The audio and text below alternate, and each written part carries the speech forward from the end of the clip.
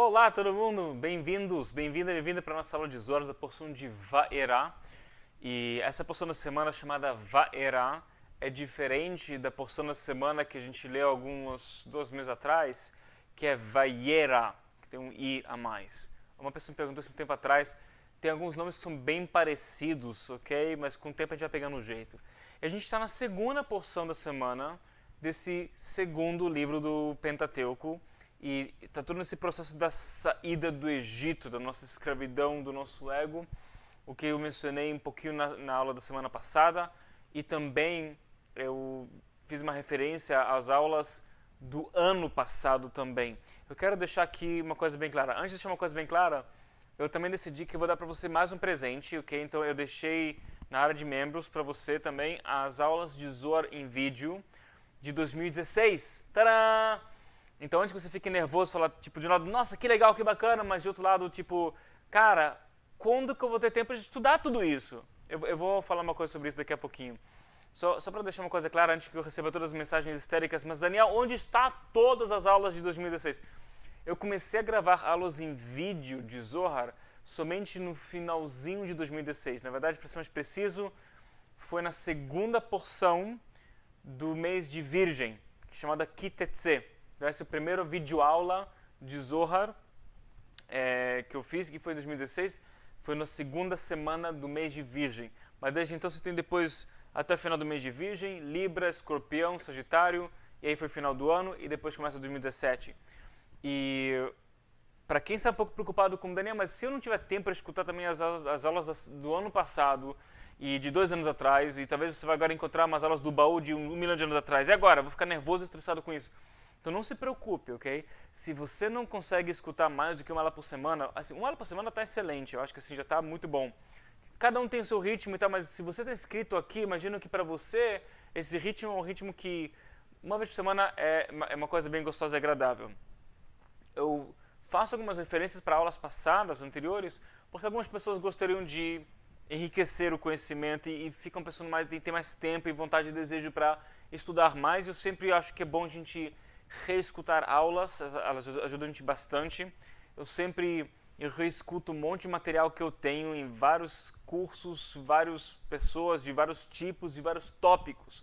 Coisas que eu já escutei algumas vezes, eu reescuto porque conforme a gente vai escutando mais, a gente percebe algumas outras coisas que a gente percebeu antes, novas ideias vão aparecendo. Então, por isso que eu estou fazendo essa referência. Mas se você não tem o tempo de escutar as aulas, você não está perdendo todo o lance da aula, ok? Eu não posso repetir cada ano tudo que já foi dito nos anos anteriores. Eu acho que se você quiser, você pode simplesmente escutar o que foi dito nos anteriores para a gente poder aprender coisas novas.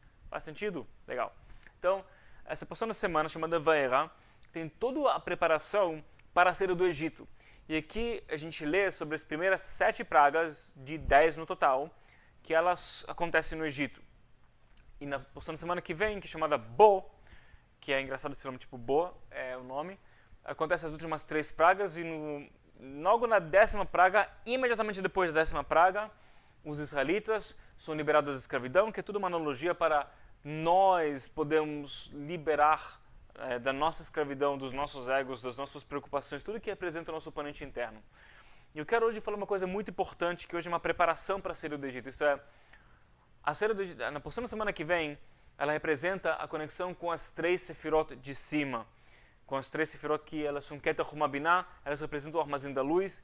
É onde as coisas estão no automático. Isto é, o trabalho acontece nas 7 sefirot de baixo, as 7 pragas da semana que está acontecendo agora, tem uma ligação com as 7 sefirot de baixo, Chesed, Gvuah, Tiferet, Netzach, Yesod, Malchut, que elas representam o nosso trabalho, certo? É uma coisa que os 7 dias da semana é o nosso trabalho. Se você faz o trabalho espiritual, se a gente busca encontrar a nossa correção espiritual, estar em sintonia com o que o universo quer dar para a gente durante a semana, no sábado, que é o último dia da semana, a gente pode conectar com a luz que já vem automaticamente de cima. Que isto é, a gente conecta com as 3 de cima. Então, a luz que vem das 3 de cima é uma coisa que é mais piloto automático quando você faz a sua parte. A nossa parte é 70%, parte da luz é 30%. Mais ou menos assim, se a gente fosse fazer um cálculo limitado humano. E eu quero falar um pouco dessa preparação, que eu acho que ela é muito importante. E, primeiramente, para ficar bem claro, para a gente poder sair do Egito, uma coisa que a gente sempre menciona e a gente tem que repetir isso, você tem que saber qual é o seu Egito. E tem pessoas que o seu Egito, entre aspas, é um relacionamento, é um jeito que você trata uma pessoa, que a pessoa trata você, a situação financeira, pensamentos repetitivos negativos sobre alguma questão específica ou uma coisa generalizada, é a sua saúde, a sua dieta, o jeito como você lida com dinheiro, por exemplo, tá? Sua profissionalidade, não faltam coisas que nós sentimos escravos. Isto é, a escravidão, a gente tem que entender ela em dois aspectos. Primeiro é a sensação de escravidão, que ela é mais difícil de quebrar para muitas pessoas. E depois é a escravidão em si. E a gente tem que ter esses dois aspectos. Muitas vezes nós somos escravos de uma realidade e a gente não percebe que a gente é escravo dessa realidade. O que significa que eu sou escravo dessa realidade? É que eu acho que eu estou livre, eu acho que eu tenho meu livre-arbítrio, eu posso fazer coisas diferentes, eu posso tomar uma decisão diferente, eu posso mudar a minha realidade se eu quiser, mas eu não realmente quero. Eu conto para mim uma história que eu não quero, mas se eu quisesse eu poderia agora mudar a minha realidade. Mas na real é que eu sou escravo. E a segunda pergunta é o quanto que isso é grave, que às vezes a gente tem uma situação dessas que não é tão grave assim, na real, não é tão importante assim. Vou te dar um exemplo besta, ok? Vamos dizer que você gosta de fazer crack com seus dedos, não sei o que eu faço, estalar os dedos, você faz um tec assim, desculpa. E é uma coisa que te incomoda. Agora, uma coisa interessante, quando eu era criança, meu pai me falava para eu não instalar os dedos, porque se eu instalar eu vou ter Parkinson, Deus proíba, que é uma coisa ruim, que pode criar doenças. Aí eu aprendi recentemente, há um tempo atrás, que tem um médico, que ele decidiu testar se isso é verdade, e durante 2 décadas, ele instalou somente os dedos em uma mão, e na outra não. E, primeiramente, eu admiro um ser humano que é capaz de fazer uma coisa dessas sem desenvolver uma doença mental, que tipo, como você instala somente os dedos aqui e não aqui? Tipo, eu quero instalar também esse. Mas durante 2 décadas, inclusive depois, ele até continuou o experimento e comprovou que depois de décadas de instalar somente os dedos numa mão e na outra não acontece nada. Não é que uma mão treme mais do que a outra, não tem nada. Então, é uma coisinha que tipo, eu não consigo parar. Tá, mas a pergunta é, realmente isso é importante você parar de instalar os dedos? Isto é, se a tua esposa vai se divorciar de você porque você instala os dedos, então é uma coisa importante, tá? Minha esposa detesta isso. Mas se não tem uma consequência grave, tem que saber quais são os egitos que a gente tem que focar. Porque se você pensar agora, tudo é um Egito para você.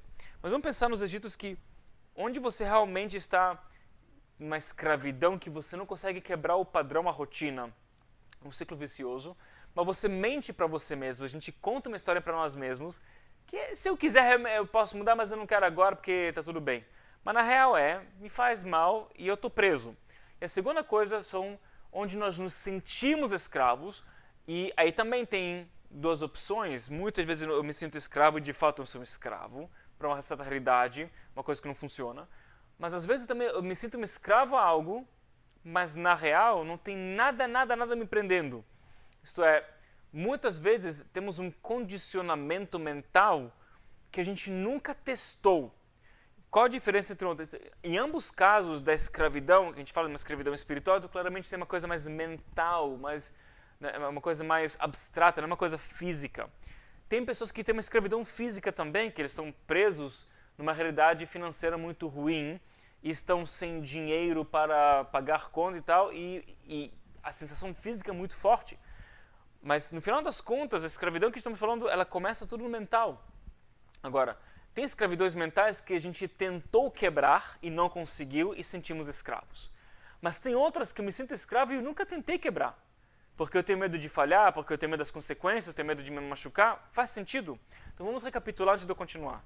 Eu quero que você avalie quais são os seus egitos. E o momento de avaliar isso é agora. Tem 2 momentos no ano para avaliar nossas escravidões. Um é agora e o outro é antes da gente ter o momento da abertura cósmica em si da saída do Egito, que isso acontece sempre na lua cheia do mês de Áries. Tá? Temos uns 3 meses até então, literalmente 3 meses.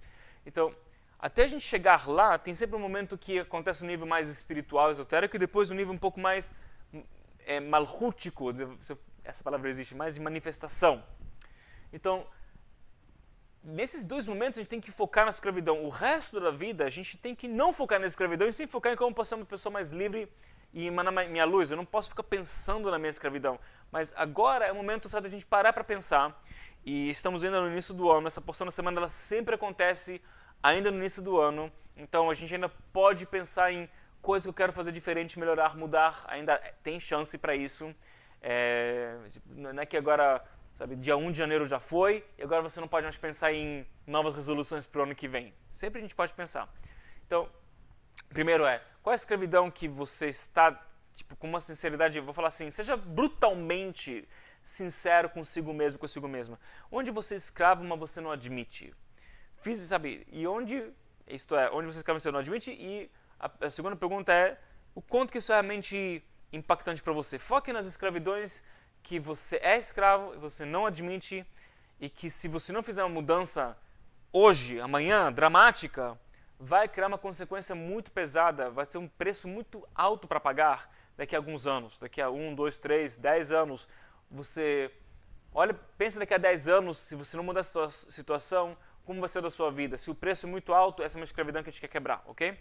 E a outra escravidão é a sensação de que eu me sinto um escravo, eu não conto uma história para mim mesmo, eu sinto que eu estou escravo da realidade, eu tenho um vício XPTO na minha vida. E vício não tem que ser somente drogas, eu vou explicar um pouco sobre vícios na aula de hoje. Um ponto de vista, fala de um vício específico, vai. E que nessa escravidão que eu me sinto escravo, se é uma escravidão que eu de fato tentei quebrar, e aí eu não consegui ainda porque eu não tinha habilidade, não tinha energia, não tinha coragem, não tinha ajuda que eu precisava, ou se é uma coisa que está na minha cabeça e eu nem tentei quebrar isso na minha vida porque eu tenho medo, porque eu tenho preguiça, etc, ok? Faça essa pequena avaliação, dê um pausa agora, avalie, eu super recomendo você anotar, e se você não tem nada dramático, então tá tudo bem, não precisa ter nada dramático, a gente começa a trabalhar com o que você tem. E se é muito dramático, não se preocupe. Talvez você está há anos tentando sair desse Egito e você já faz Kabbalah esses mesmos anos. A gente não pode desistir, ok? Mas é importante você fazer esse exercício agora, dê um pausa e eu já vou ver você daqui a pouquinho. Então eu espero que você fez seu exercício. E a pergunta que eu vou te fazer agora é como você se sente ao fazer esse exercício? A maioria das pessoas fazendo esse exercício se sentem assim, vamos pensar juntos. Você acha que vão sentir bem ou mal? A maioria das pessoas vão sentir mal. Muita gente não se sente muito bem fazendo esse exercício. Então, a primeira coisa para a gente fazer, para a gente poder continuar essa aula com eficácia, eu gostaria que você sacudisse um pouco essa energia, meio que tipo, sabe, sacode essa energia. E eu quero que você pense nas coisas positivas, que assim, não tem como a gente construir um futuro melhor baseando-se no fracasso, ok? A gente sempre vai construir um sucesso baseando-se no sucesso. Tem aquela expressão que fala que o pobre fica mais pobre e o rico fica mais rico. Isso é verdade, isso não é só financeiramente, em todos os aspectos. Quem tem pobreza de emoções positivas fica mais pobre. Quem é pobre emocionalmente continua sendo mais e mais pobre emocionalmente.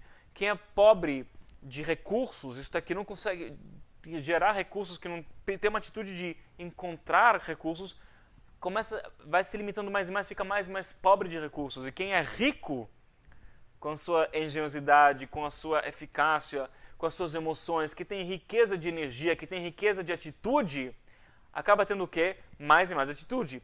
Eu tenho que fazer um parênteses, eu estou ligado que eu estou com um sotaque mais carioca aqui, tá bom? Que eu tenho falado com os alunos cariocas, e aí acontece que eu absorvo essa energia e eu fico assim, então, comentário irrelevante. De qualquer forma, é que eu sinto que você está aqui na minha sala comigo, a gente está conversando na boa. E eu quero que você comece a pensar no sucesso. Isto é bom saber o que não funciona, agora eu quero que você foque no sucesso. Deixa eu explicar para você uma coisa que eu falei de uma forma ou outra, eu vou falar mais específico. Nos anos, falando algumas décadas atrás, na época do Steve Jobs, quando tinha uma concorrência muito nítida e óbvia entre a Apple e a Microsoft, aliás, sempre teve e ainda tem. Porém, tinha um momento, sabe, como se fosse a Guerra Fria.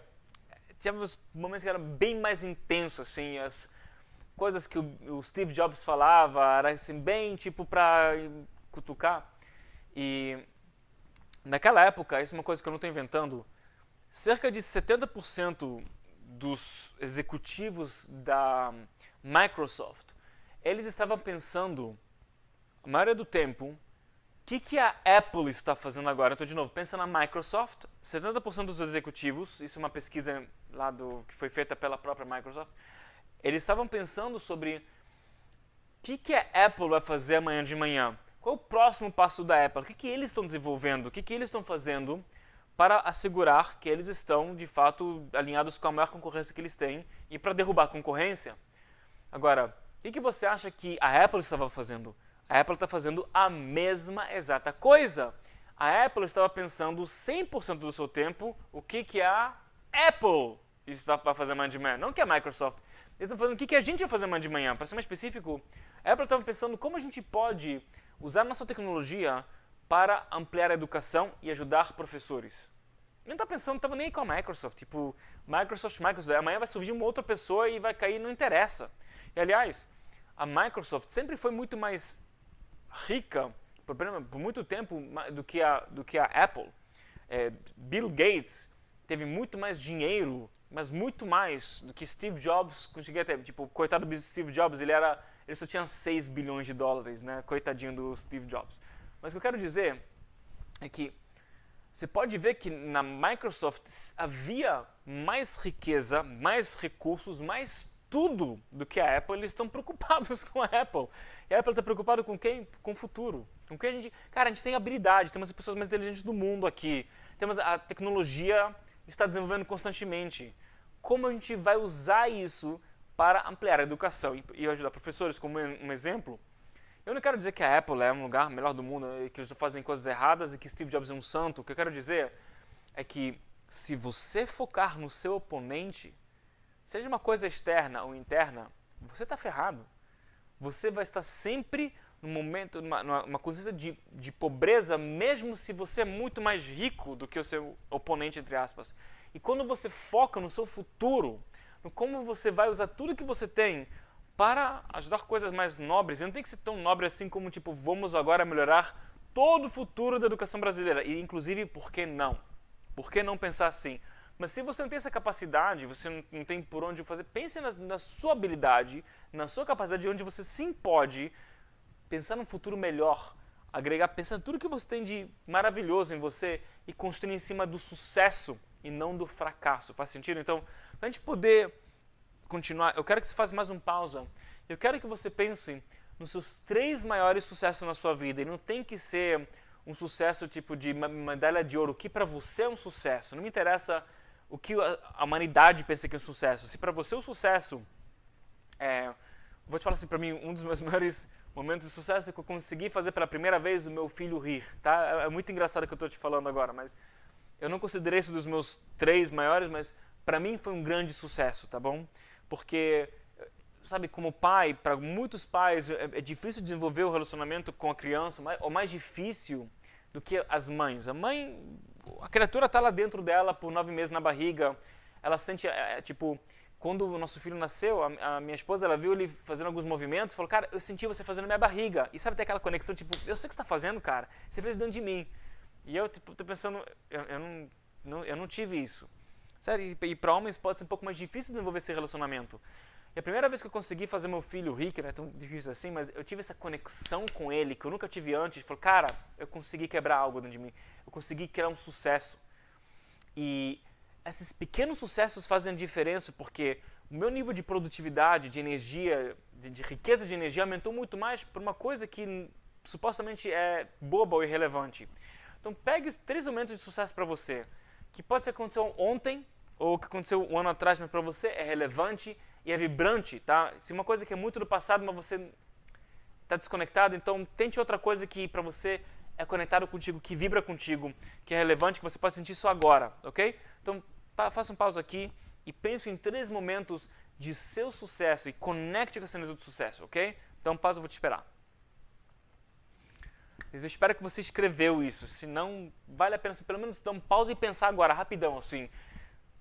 Muito carioca da minha parte falar rapidão, tá? Mas assim, pense rapidão. O que você fez, criou de sucesso? Porque isso vai ajudar você a começar a pensar no próximo passo, que é que tipo de energia você teve naquele momento? O que foi que criou esse sucesso? No meu caso, foi uma certa perseverança. Pode ser uma questão de simplesmente não deixar uma pessoa que falou algo para você te abalar mais. Pode ser isso, mas normalmente coisas muito pequenas, em inglês chama tipping point, né? É o ponto onde assim, tem as duas partes da balança que de repente uma fica mais pesada do que a outra e você percebe, caraca, eu sou capaz de ter essa mudança na minha vida. E é um grãozinho de arroz que vai de lá para cá que faz a diferença. Qual foi esse grãozinho de arroz para você? Uma coisa que apareceu, um pensamento, uma atitude, uma pequena superação, uma decisão pequena diferente que fez a diferença. Qual foi? Então, esse vai ser o terceiro exercício para hoje. A gente vai correr depois disso. Então, faça um pause aqui ao lado de cada momento de sucesso. Por favor, pense qual foi essa decisão, essa atitude, o pensamento, a emoção que você teve que foi diferente ou que você decidiu cultivar, que você não cultivou antes, que fez... Cara, eu de repente tive um sucesso que eu considero... Eu consegui isso na minha vida, que bom, tá? Te espero aqui também. Então, espero que você pausou, que você fez esse exercício. E esse foi o nosso último exercício, tá bom? Então, não se preocupe se você não gosta de ficar parar e escrever. Eu sei que eu, por exemplo, eu amo fazer exercícios, mas eu também... Eu gosto de primeiro escutar tudo e depois voltar para fazer o exercício, porque assim, eu gosto de ficar no fluxo. Então, se você tá... Se é que nem eu acho que é bom você parar agora, fazer os exercícios, se você não fez... Pra gente agora continuar, ficar assim, ficar no embalo e continuar até o fim. Então, como a gente entende essa saída do Egito, tá? Vamos agora, eu quero ler um verso do Zohar para você, a gente vai ler um verso para começar a ter um entendimento desse contexto maior que a gente quer criar para essa saída do Egito. Vou ler o verso 7, ok? Davar acher bitchu b'Hashem adeyad, kol yomoy devarnash, ba'el etkafa bei b'kutcha berichu, ומאנה דשבי בי, ביטחוני ותוקפי כדקיות, להכלין לבשה עלי כל בני אלמה, דכל מאנה דשבי תוקפי בשמה קדישה, יתקיים באלמה. Então esse primeiro verso é um verso que é assim, entre aspas, meio óbvio, é uma coisa que a gente fala muito nas aulas de Kabbalah, e fala que, simplesmente indo direto ao ponto, qualquer pessoa que tem certeza absoluta na luz e na forma correta de se conectar com essa luz, ele nunca vai ter prejuízo na sua vida. Nada pode prejudicar ele. Sim, a vida acontece de vez em quando, uma coisa sacode a gente para a esquerda, para a direita, a gente fica assim meio que mal, mas no fundo, nada pode fazer um mal verdadeiro. Sabe? Deixa eu te explicar. Eu não sei se você já fez uma academia com um coach ou um treinador pessoal, e se você tem como fazer isso, se você tem essa habilidade, esse recurso financeiro para tal, eu super recomendo, certo? Porque é uma coisa que faz toda a diferença. E qual é a função desse treinador, desse coach que está do seu lado? É quando você não aguenta mais, o que ele fala para você? Tipo, você está agora levantando peso, está levantando, você não aguenta mais, o que ele fala para você? Ah, não consigo mais nem fazer. O que ele vai falar para você? Você não consegue fazer mais mais 5 agora. Você fala, não, eu consigo, faz agora mais 6. Eu consigo, mais 7. Tá bom, vou fazer. Você não consegue, mas você está tremendo. Aí ele vai lá, ele vai com o dedo. É famosa, você já teve essa experiência. Você está tremendo, você não, ele pega o dedo e coloca o dedo aqui e só dá um empurrãozinho com o dedo. De repente, só com esse empurrãozinho do dedo você consegue. Você fala, nossa, você está pronto para derrubar o peso. O que a pessoa faz? Você baixa a mão e, de novo, mais um. E você... E o que acontece nesse momento que, sabe, qual é o momento que o seu músculo realmente cresce? O nosso assim, diz assim, 90% do crescimento do músculo acontece quando? Na primeira repetição ou na 10ª? A resposta é na 15ª. Quando a gente realmente está no nosso desconforto. E deixa eu fazer uma pergunta. Quem é o melhor coach do mundo? Quem é o melhor treinador do mundo? A luz do Criador, ela acha que você pode levantar mais peso. Então ela dá para você, sabe o quê? Você fala, você não consegue mais? Eu vou te mostrar que você consegue mais e te dar mais peso, mas ela também vai te dar o quê? Esse dedo, que se você for bastante inteligente de sentir esse dedo, você vai deixar ele fluir com você e no final das contas precisamos só de um dedinho para empurrar a gente na direção certa e a gente descobre que temos forças que a gente nem poderia imaginar que nós temos. E essa frase, esse verso do Zohar fala para a gente o seguinte: se você realmente tem certeza na luz, significa que se você entende que a luz está sempre ao seu favor e as dificuldades vêm para você para te fortalecer, mas também junto tem uma assistência que não vai ser a assistência tipo de levantar para você, vai ser a assistência que você precisa, sabe? Meu filho, esses dias, ele estava, sabe, bebê, tem esse momento de ver coisas e querer pegar as coisas, ter essa curiosidade, né? Quer pegar tudo, quer ver tudo, e inclusive a mão está sempre pegando coisas. É impressionante que, sabe, como pai você começa a pensar diferente quando você está com seu bebê. Tudo que está no raio do alcance do bracinho dele tem que estar longe, porque se ele pode pegar, ele vai pegar, certo? E a gente estava sentado no sofá, brincando e tal, e aí ele vê uma caixinha com um remedinho que ele tem que tomar, e ele ficou assim, né, tipo, né, ele nunca viu isso antes. Ele quis pegar. E estava um pouco longe dele. E eu, como pai, assim, a mamãe já, não sei se ela age assim, mas os papais, de repente, assim, tá bom, vai lá, trabalha, moleque. E estava longe dele, estava assim, todo esticando para frente, tentando chegar lá, e tá chegando. Eu não ajudei ele. Ele tá ficando frustrado, ele ficava frustrado, ele ficava assim, começava a gritar, vai. Eu tava segurando ele para segurar que ele não cai, porque ele não tem noção ainda de onde ele está, que tá no sofá, que ele pode cair, pode se machucar. Até se esticando. Engraçado como, já me deu vontade ele tava tão frustrado, tava cansado, não sei o que, falar, sabe o que, pô, toma, vai, tipo, deixa eu empurrar pra ele. Fala, não, deixa ele fazer. E se ele não conseguir, então eu vou ajudar ele a não ficar frustrado por não ter conseguido, certo? E no final das contas, deixei.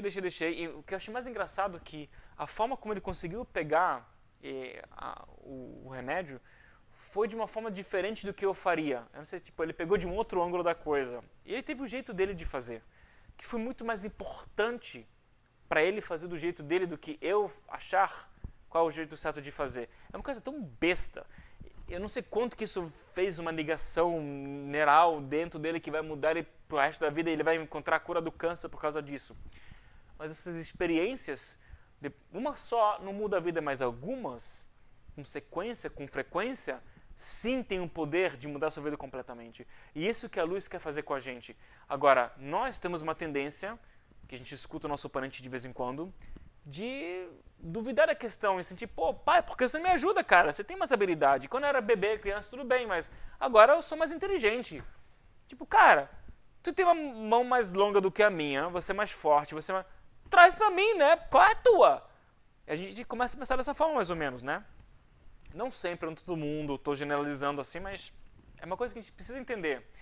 E falando de generalizações, a certeza na luz também significa que a gente sabe quando generalizar e quando não. Tá? Uma coisa que eu mencionei no ano passado, e tá um dos versos do Zohar, agora eu esqueci, mas eu me lembro que eu reli isso preparando para essa aula. A gente tem que saber quando generalizar e quando não. Muitas vezes a gente faz uma generalização de como, por exemplo, eu estou me auto-sabotando. Se você já pensou uma coisa dessa forma, tipo, a gente tem um entendimento mais intelectual sobre a vida, falou, cara, eu não consigo ter sucesso na área X, eu não consigo sair do meu Egito na área Y, eu devo estar me auto-sabotando. Você já pensou dessa forma? E às vezes não é verdade, às vezes simplesmente você talvez teve uma ideia idiota, isso pode acontecer, não me leva a mal. Eu tenho várias ideias idiotas ao longo do dia, pergunta a minha esposa, ela te dá uma lista muito grande. Nós temos de vez em quando uma ideia burra, isso não significa que você está se auto-sabotando. Aliás, se você está me escutando aqui, as chances são muito altas que você é uma pessoa que tem uma vontade de conseguir mais na vida. Em inglês chama você um achiever, você é uma pessoa que gosta de ter resultados. Mas a gente vai aprendendo um monte de coisa por aí que não é errada, mas a gente começa a chegar a conclusões de que se eu não cheguei à situação XPTO, eu estou me auto-sabotando. Por quê? Porque é mais fácil acreditar dessa forma. Porque pelo mais que eu estou aceitando a responsabilidade, no fundo, eu não estou. Tá? É um truque de não aceitar a responsabilidade de falar eu estou me auto-sabotando como uma constância. Sim, às vezes você vai estar se auto-sabotando. Mas a gente nos auto-sabota muito menos que a gente imagina como um padrão de quem você é, ok? Às vezes você teve uma ideia burra e pronto. Isso não faz você uma pessoa burra. Pessoas inteligentíssimas tiveram ideias muito idiotas ao longo da sua vida. Pessoas que mudaram a história da humanidade para o melhor. Tiveram uma série de ideias muito estúpidas até chegar a uma ideia boa. Como você chega a uma ideia boa? Tendo várias. E a maioria delas não vão ser boas. E às vezes a gente age em cima disso e não dá bom resultado. A gente para por aí, infelizmente. Então, sabe, eu falei uma coisa sobre vícios. Sabe qual é o maior vício da humanidade? Não é drogas, não é depressão, não é nem aprovação dos demais, que é um vício muito grande que a gente tem. Não é álcool, não é chocolate, não é comida. O maior vício que a humanidade tem são problemas. Sério. Nós temos esse vício de problemas. pessoas gostam de ter problemas na vida. Todo mundo tem problemas na vida. Eu tenho problemas, todo mundo tem. Cada um tem tipos de problemas e qualidade de problemas e um tipo de aroma de problemas e um tipo de sabor de problema, vamos dizer assim, dessa forma. Se problemas tivessem sabores, tem problemas mais doces, mais salgados, mais, sei lá, mais amargos. Tem vários tipos de sabores e aromas e intensidades e contextos, etc. E muitas pessoas, elas têm vício dos problemas, porque a gente entende que sempre vai ter um problema. Mais cedo ou mais tarde, a gente entende que eu vou ter problemas na minha vida, sempre aparece uma coisa. E de repente, esse problema que eu tenho, que é meu pai não me abraçou bastante quando eu era uma criança, como por exemplo, no meu caso, mas estou falando assim, um exemplo que pode acontecer. Meu chefe não me aprecia. Sabe o quê? O meu chefe, talvez, ele me assediou sexualmente, que é uma coisa horrível, que ninguém deve passar. Mas no final das contas, a gente fica revivendo problemas do passado que eles não necessariamente precisam ser a nossa realidade. Então, esses problemas que a gente revive acabam criando certos, entre aspas, assim, egitos para a gente. E para a gente poder quebrar isso, vamos agora ler um próximo verso que vai ajudar a gente a ter um entendimento melhor. Então, eu vou ler o verso 90. E é um pouco estranho, tá? Eu vou ler e vou explicar. אלא מה משה יתי בי למיקם על דו ולמינדה כי השמו אלוקים והשיבות אל לבביך וכדין ותנדה לי לבביך יצר טוב ויצר רע תתקליל דעה בדעה ויהיו כאחד ויוחד כדין תשכח כי השמו אלוקים דעה תתקליל דעה בדעה ויהיו אחד ועל דעה והשיבות אל לבביך למינדה מילה. Aqui esse verso ele fala de uma questão que ela vem...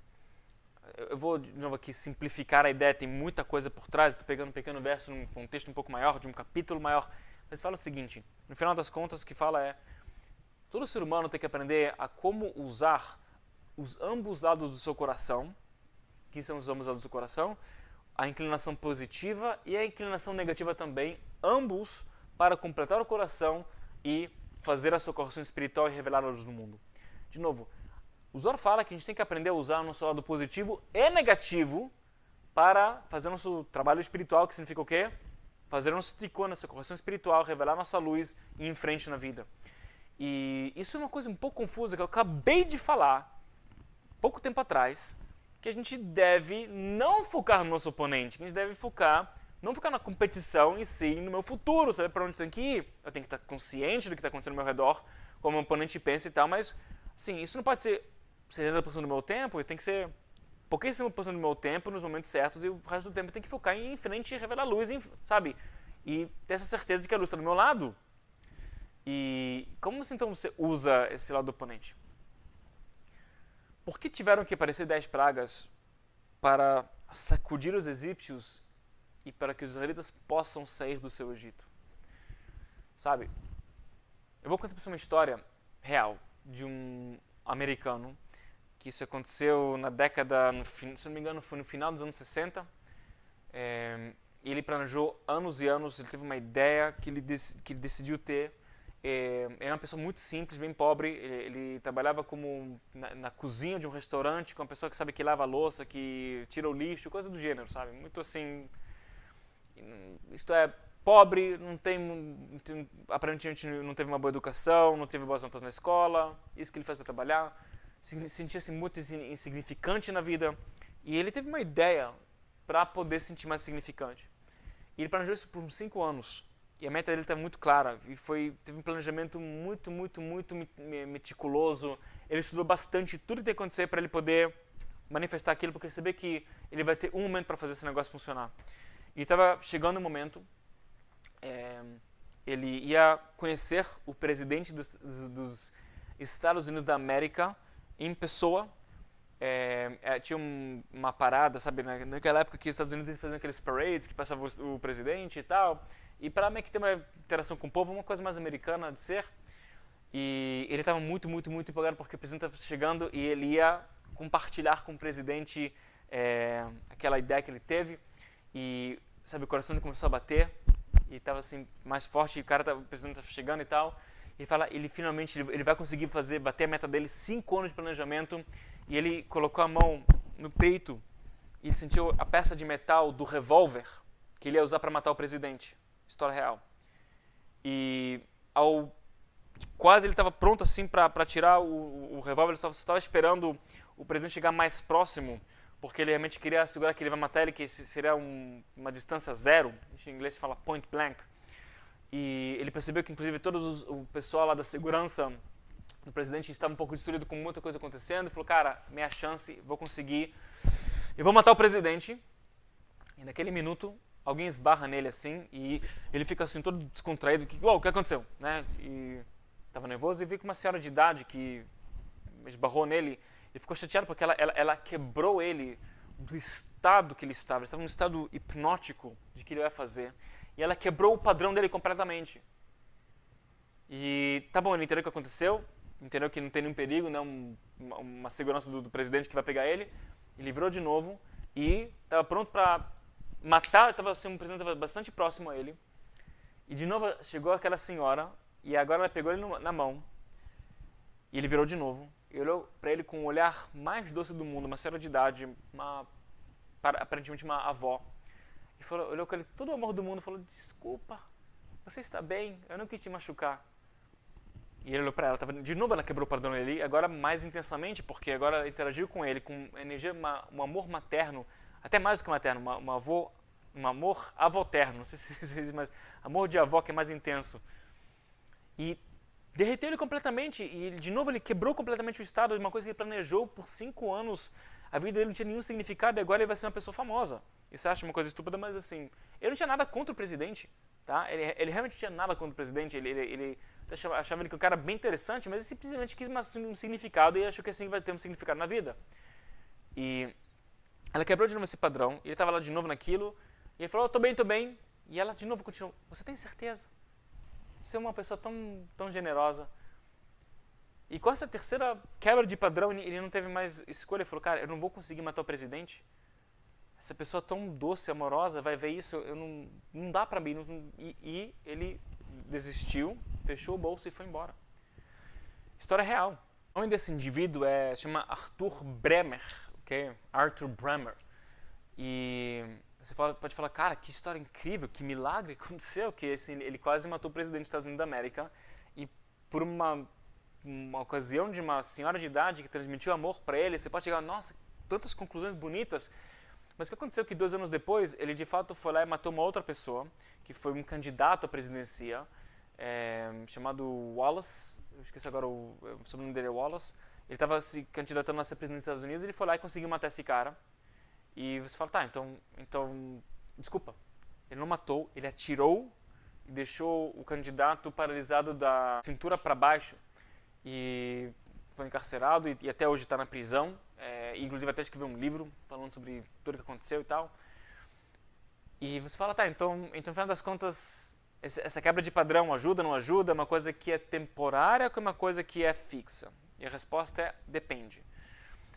Essas pragas que estavam vindo para o Egito, que espiritualmente estão no ar essa semana, que elas vão bombardear o seu oponente interno, elas estão aqui para quebrar os padrões.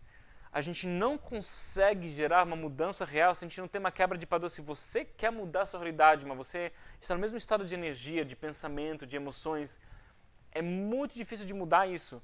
Quantas vezes você já tentou mudar, tomar uma decisão de que você vai fazer uma dieta, vai parar de fazer X, vai começar a fazer mais Y, mas a decisão que você tomou não teve um compromisso, porque pelo mais que você realmente quis fazer a mudança, você não tinha toda a energia que você precisava para dar um suporte a isso. Então, força de vontade não basta. Força de vontade é uma coisa boa para começar um processo, mas você realmente tem uma mudança aproximadamente do Egito, a gente tem que ter uma mudança de consciência, de energia, de tudo ao mesmo tempo. E o universo, às vezes, nos manda situações que são tão difíceis, que elas nos chocam, que elas sacodem a gente, mas se você ainda está numa realidade ou você está contando uma história para você que, tá tudo bem, deixa eu encontrar uma outra, e você aceita esse choque, o universo vai te mandar mais um choque, e cada vez vai ser mais duro, cada praga foi mais difícil. Ou você pode ir para o outro lado, de você entender, cara, tá difícil, mas assim, você se coloca num loop na cabeça que você não pode sair, que você nunca tentou sair desse Egito. Então, Se a vida está difícil para você numa área ou outra, entenda que o universo, o melhor coach da galáxia, a luz do Criador, está mandando para você uma chance de você quebrar os padrões. Então, cada vez que uma coisa irritante acontece, e cada um de nós tem 1 milhão de coisas que nos irritam, mas tem aquelas coisas que realmente nos tiram do sério, uma situação X, uma certa injustiça. Se você não sabe pegar essa energia e tomar uma decisão, cara, vou pegar toda essa raiva que eu tenho e tomar uma decisão. E, aliás, sentir raiva é uma coisa que pode te beneficiar muito se você sabe lidar com essa raiva. Muitas vezes, pessoas que estão em estado de depressão, eu vou te falar que o universo manda uma situação de injustiça para te colocar num estado de raiva, porque raiva é fogo, e daí desse fogo você consegue depois lidar com a raiva, claramente, mas tomar uma atitude de não vou aceitar mais essa realidade da minha vida. E vou em frente. Você não pode mudar a sua vida com raiva, ok? Mas você pode usar a raiva para te colocar num outro estado de energia que fala, vou tomar uma decisão, sabe? Eu não aguento mais. Aliás, muitas vezes aconteceu para mim na minha adolescência, ou falar assim, quando tinha uns 20 e poucos anos de idade, eu me considero adolescente naquela época. E eu lembro que eu sentia tanta raiva que então eu fui treinar. Eu praticava muito karatê naquela época. E eu fui assim para um parque, treinava assim e tirava toda a minha energia, com toda a minha força. E é como depois ficava com mais facilidade de tomar uma decisão, que eu peguei toda essa raiva dentro de mim e eu transformei ela numa energia que eu não sei se ela é produtiva 100%, mas pelo menos na época eu acreditava que é mais construtiva do que destrutiva. É uma coisa fazer um esporte e tal. Mas depois eu entrava nesse estado de pensamento mais efetivo, de que eu tenho agora a força de lidar com a situação. E por isso o Zohar fala, você tem que saber usar a inclinação positiva e negativa para ajudar você a sair do seu Egito. Você tem que aprender como sentir raiva, injustiça e todas essas emoções que elas não são, entre aspas, tão espirituais, para ajudar você a sair dessa. Pessoas pensam que ser espiritual é você manter a sua calma e seu foco. Isso é verdade de uma certa forma. Isto é, calma verdadeira, a paz verdadeira, ela é real quando você consegue subir o seu nível de energia de uma escala de 0 até 10 para 15. Você está tipo, tô super energizado, e agora você se acalma, agora você atinge paz de espírito, agora é diferente. Mas você acordou de manhã, você está todo assim, tipo, tudo tranquilo, tudo bacana, tô tranquilo, e eu tô zen. Muitas vezes parece que você está zen, que você está no teu eixo, mas na verdade você está num momento mais de fraqueza. E muitas vezes nesse estado é muito fácil tirar você do seu eixo. Já percebeu isso? Mas você sabe como ir para um pico de energia, e até pode ser você foi para uma academia, tá bom? Você correu, sei lá, 10 quilômetros, e agora você se acalma. Veja como é diferente, parece o mesmo nível de calma, mas não é. Tipo, até pode ser energeticamente a mesma coisa, mas assim, a sua força interna é diferente. E a porção da semana nos chama, cria sua força interna. Como então a gente vai criar essa força interna? Aliás, exercício físico, por que não? Eu acho que nenhum cabalista tem algo contra você fazer academia. Né? Eu não li nenhum livro de cabalá que você não deve fazer esporte, ok?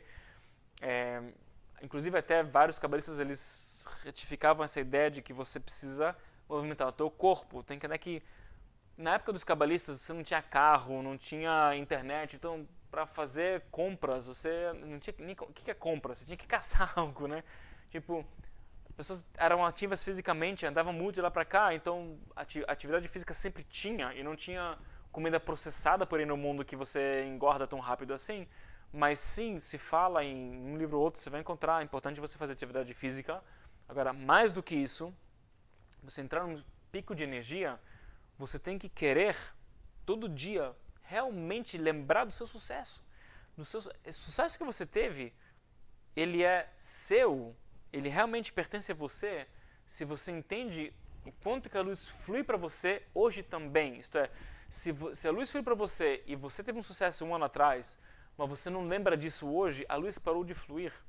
E a apreciação verdadeira, uma das formas de trazer a apreciação verdadeira, que é uma coisa tão importante na vida, é você relembrar dos seus sucessos e pensar, cada vez mais refinar com essa sintonia fina de entendimento. Cara, que pensamento eu tive que fez aquele breakthrough, que eu quebrei um padrão, eu consegui ter esse sucesso na minha vida. E quanto mais você lembra de momentos de sucesso que você teve e qual foi aquele um segundo antes, um pensamento antes, uma emoção antes, uma atitude antes que você não teve antes, ou que você nunca cultivou antes, e que agora você usou aquilo e você conseguiu sair de um padrão negativo, você está na direção certa, você está elevando a sua energia, está se preparando para a saída do Egito, que temos que falar também sobre o que você faz quando você sai do Egito, certo? Porque muitas pessoas elas saem do Egito e aí elas querem voltar, certo?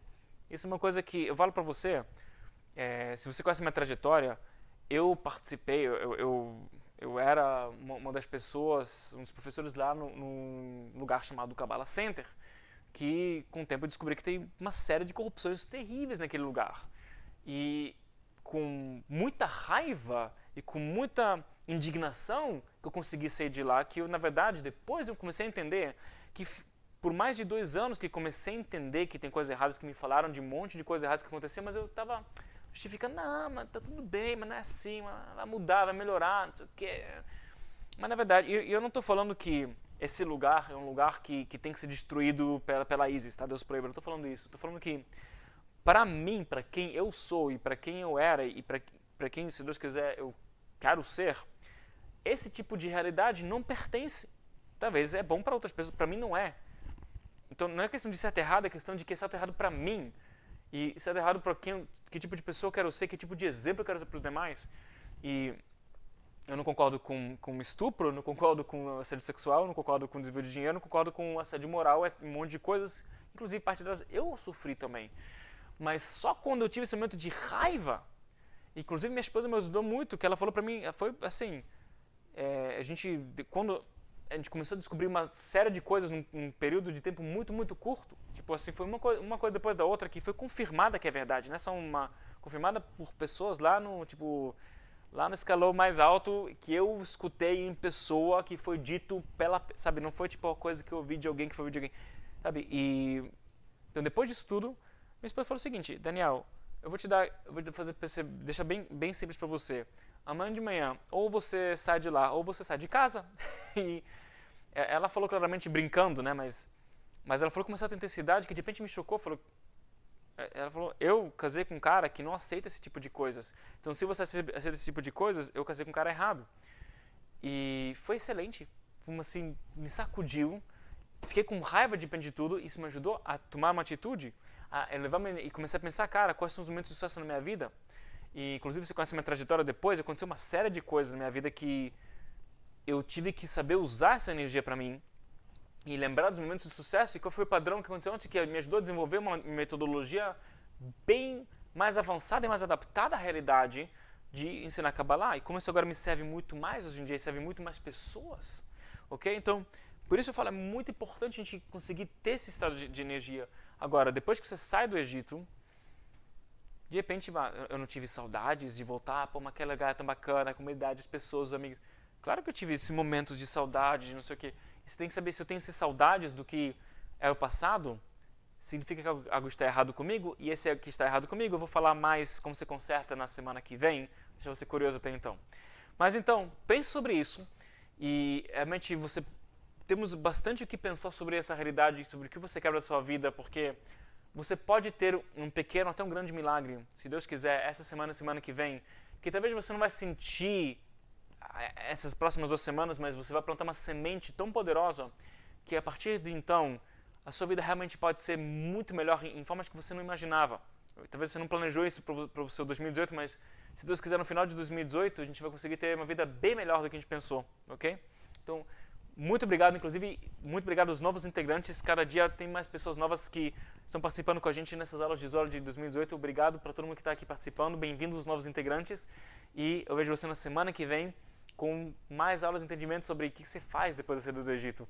Um grande abraço e, como sempre, tudo de bom.